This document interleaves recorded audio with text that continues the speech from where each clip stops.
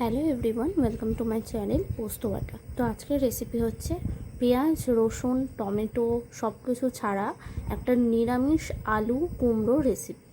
তো এই রেসিপির জন্য সবার প্রথমে আমি একটা কড়াইতে নিয়ে নিয়েছি সর্ষের তেল, এবং সর্ষের তেলটা যতক্ষণ গরম হচ্ছে ততক্ষণ একটা বাটিতে নিয়ে নিয়েছি কাশ্মীরি লাল লঙ্কা বা এমনি নর্মাল ঝাল লঙ্কা, হলুদ গুঁড়ো দিয়ে দিয়েছি, ধনে গুঁড়ো, এবং কিছুটা জল দিয়ে আমি ভালো করে ওটাকে গুলে আর সাইডে রেখে দেবো। তারপরে তেলটা গরম হতে আমি কেটে রাখা কুমড়োগুলোকে একে একে দিয়ে দেবো।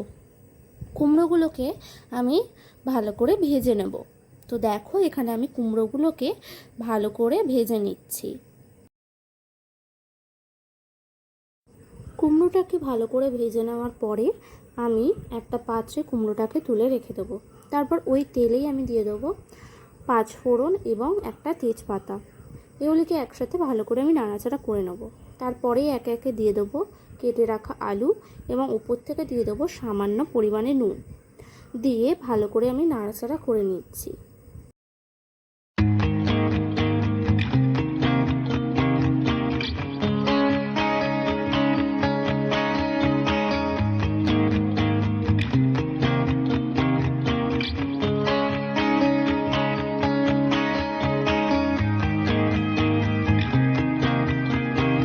আলুটাকে ভালো করে নাড়াচাড়া করে নিয়ে আলুটা যখন একটু গলে আসবে বা ভালো মতো গলে আসবে, তখন তার উপর থেকে আগে থেকে যে লঙ্কা, হলুদ আর ধনে গুঁড়ো একটা যে জল দিয়ে একটা পেস্ট তৈরি বা গুলে রেখেছিলাম একসাথে, সেই গোলা জলটা কিন্তু আমি দিয়ে দিয়েছি। দিয়ে ভালো করে নাড়িয়ে চাড়িয়ে ঢাকনা চাপা দিয়ে রেখে দিয়েছিলাম কিছুক্ষণের জন্য।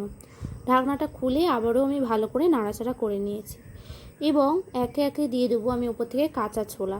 কাঁচা ছোলার উপকারিতা কিন্তু অনেক বেশি। কাঁচা ছোলাটা কিন্তু আমি আগে থেকে ভিজিয়ে রেখেছিলাম, সেই ভেজানো কাঁচা ছোলাটাই কিন্তু আমি দিয়েছি। তারপর ভালো করে নাড়াচাড়া করে নেওয়ার পরেই আমি উপর থেকে দিয়ে দেবো আদা এবং কাঁচা লঙ্কা বাটা। এখানে আদা আর কাঁচা লঙ্কাটা আমি একসাথেই বেটে দিয়েছি। তো দেখো, দিয়ে ভালো করে কিন্তু কষিয়ে নিতে হবে মশলাটাকে। কুমড়োর মধ্যে প্রচুর বেনিফিট আছে। কুমড়ো লো ইন ক্যালোরিজ এবং ভিটামিন মিনারেলসে ভরপুর একটি সবজি। এটা খেলে আমাদের আই হেলথ, ব্রেন হেলথকে কিন্তু অনেক উপকারিতা প্রদান করে এই কুমড়ো। তো দেখো, ভালো করে কষিয়ে নেওয়ার পরে মশলাটা তার উপর থেকে ভেজে রাখা কুমড়োগুলোকে দিয়ে ভালো করে নাড়াচাড়া করে নিচ্ছি। কুমড়োটার উপর থেকে আমি এবার দিয়ে দিলাম স্বাদ অনুসারে নুন। আলুতে যখন আমরা নুন দিয়েছিলাম তখন কিন্তু খুবই সামান্য পরিমাণে নুনটা দিতে হয়েছিল, এবং কুমড়োতে আমরা স্বাদ অনুসারেই আবার নুনটা দেব। এখানে নুনের ব্যালেন্সটা আপনারা বুঝে শুনেই দেবেন। তো দেখো, এখানে ভালো করে নাড়িয়ে চাড়িয়ে নেওয়ার পরে আমি উপর থেকে 1 কাপ জল দিয়েছি, দিয়ে আবারও আমি ভালো করে নাড়াচাড়া করে নিচ্ছি। ভালো করে নাড়াচাড়া করে নেওয়ার পরে আমি এখানে ঢাকনা চাপা দিয়ে রেখে দেবো। মিনিট 5 মতো আমি এখানে ঢাকনা চাপা দিয়ে রেখে দিয়েছি, এবং ঢাকনাটা খুলে আমি ভালো করে আবারও নাড়াচাড়া করে নেব, এবং ওপর থেকে দিয়ে দেবো ভাজা মশলা।